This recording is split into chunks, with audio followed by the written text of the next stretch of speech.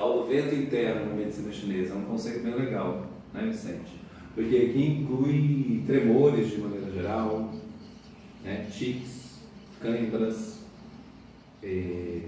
diagnósticos ocidentais como epilepsia, até mesmo o AVC, o acidente vascular, recebe o nome de São Fong, que é basicamente ataque de vento, né? Que recebe esse nome na medicina chinesa. Então são sempre sintomas e manifestações que têm a ver com movimentos involuntários que acontecem de forma abrupta. Espirro, por exemplo, seria? Não. O espirro tem a ver com manifestação do pulmão. Depois a gente conversa sobre isso.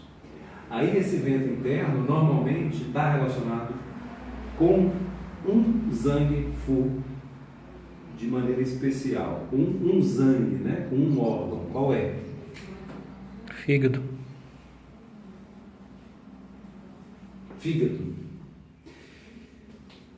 Por dois motivos importantes. Uma, a relação que o fígado tem com o sangue, com a distribuição do sangue pelo corpo, e a relação que ele tem com os tendões, né? A relação que ele tem com os tendões, principalmente por esses dois motivos. Em parceria com a vesícula.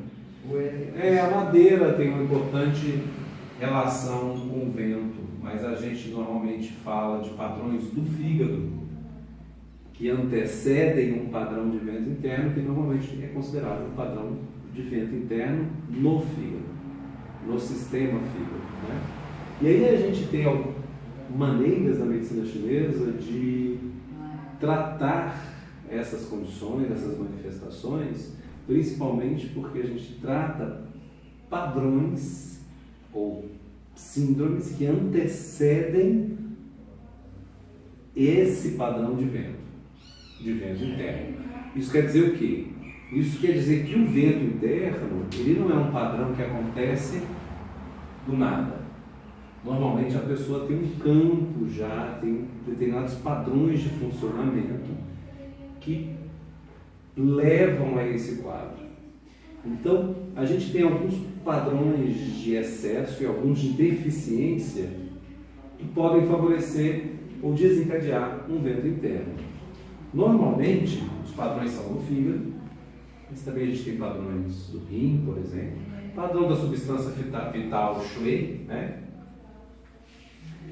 E aí a gente tem um aspecto Yin também, em deficiência, o sangue em deficiência, o aspecto Yin, seja do Gan, seja do rim, do Shen, seja do fígado, seja do rim, o aspecto Yin em deficiência, aumentando a tendência ao excesso do aspecto Yang, ou seja, uma ascensão do Yang do fígado, que por sua vez pode gerar uma dessas ascensões do Yang do fígado, um tipo de manifestação de vento,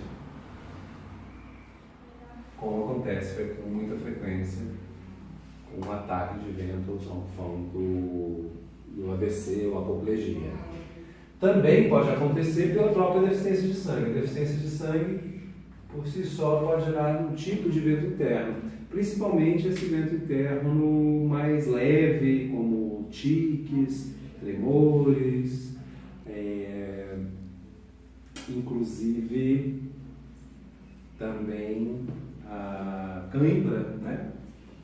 Também entraria aqui. A gente tem, dentro desse quadro de deficiência de Yin, a gente pode incluir a própria deficiência do Jing, né?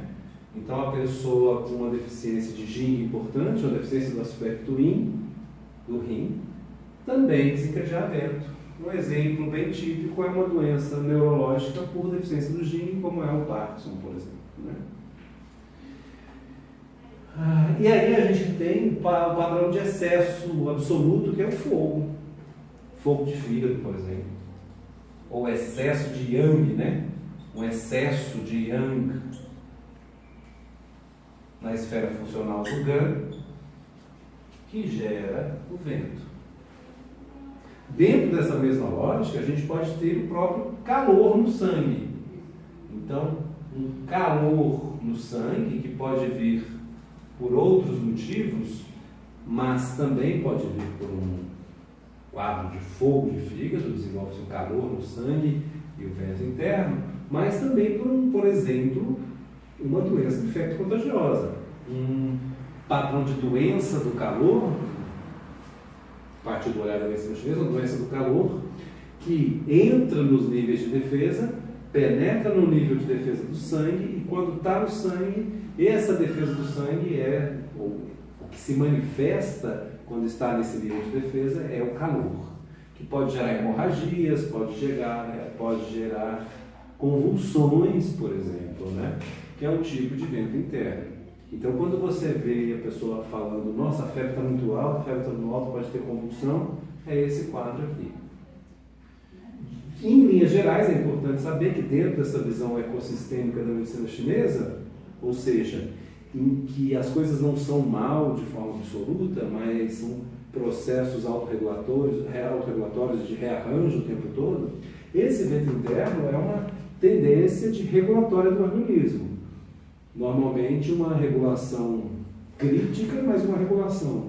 Porque na medida, por exemplo, que nessa ascensão do yang, a pessoa está com um excesso de yang no fígado, seja por tensão, por nervosismo, por irritação.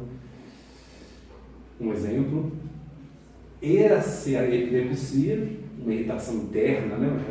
uma implosão, essa epilepsia é um meio de extravasar, por exemplo, seria um meio de extravasar esse excesso por meio de movimentos involuntários, rápidos e fortes e vigorosos, que no final a pessoa, quando sai da crise, ela tende a estar mais relaxada, está numa situação de homeostase maior. Então, em geral, é isso que é o vento interno.